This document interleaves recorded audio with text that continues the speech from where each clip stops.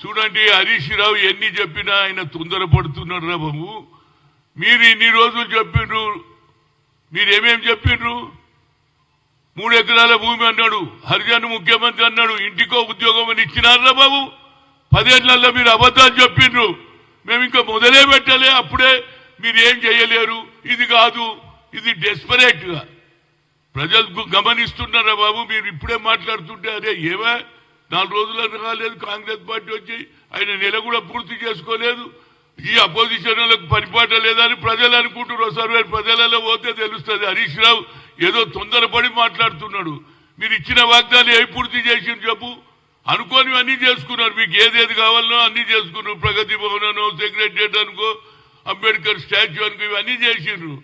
కానీ ఇచ్చిన హామీలు ఏడ పూర్తి చేసిండ్రో నాకు చెప్పండి.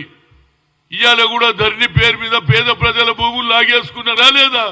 అందుకుంటే మీకు వ్యతిరేకత వచ్చింది. 4 రోజులు ఓపిక పట్టుండ్రా బాబు, మేము చేస్తామా లేదా అనేది ప్రజలు గమనిస్తున్నారు.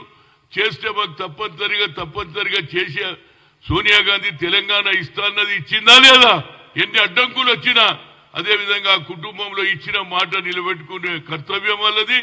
తప్పనిసరిగా సోనియా గాంధీ వచ్చింది కూడా స్వేరింగ్ సెరమనీకి వచ్చే 6 డిక్లరేషన్ ఫస్ట్ యూ అనౌన్స్ అన్నాడు, సంతకం పెట్టిటా లేదా రేవంత్ రెడ్డి?